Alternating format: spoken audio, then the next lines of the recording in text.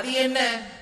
மாணவர்களை இலக்காக வைத்து உயர்கல்வித்துறை அதுவும் தமிழ்நாடு அரசு முனைந்து இந்த ஒரு திட்டத்தினை மாணவர்களுக்கு கொண்டு செலுத்த முனைந்திருக்கின்றார்கள் என்று நீங்கள் எண்ணலாம்.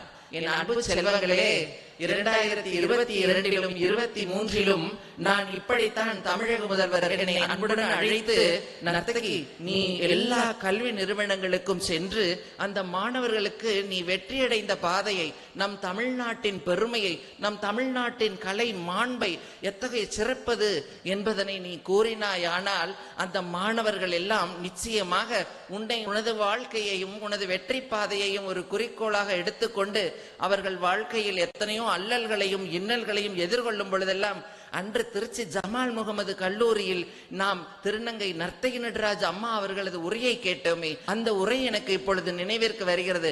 நான் எழுந்து விடுவேன், நான் வெற்றியடைந்து விடுவேன் என்று அவர்கள் முனைய வேண்டும் என்றுதான் நிச்சயமாக அவர் கனவு கண்டிருந்தார். அதனை அந்த 2 ஆண்டுகளில் நான் வெற்றிகரமாக நிகழ்த்தினேன் என்று நினைக்கின்றேன்.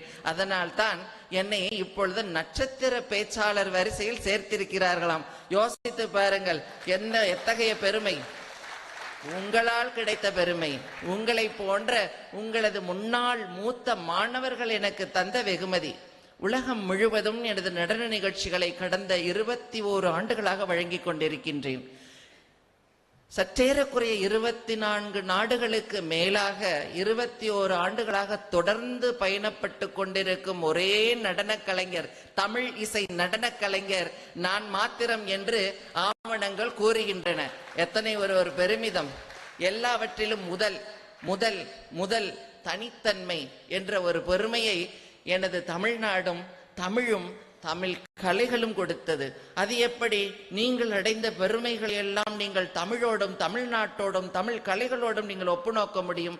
ஏனென்றால் நான் மதுரைக்கார தமிழச்சி. எனக்கு இல்லாத ஒரு வீம்பா இருந்து விட முடியும் முத்தமிழ் வளர்த்த மதுரைக்கு. ஒவ்வொரு நாடுகள் செல்லும் பொழுதும் எனக்கான விடைகளை ஒவ்வொரு நொடிகளிலும் ஒவ்வொரு பொழுது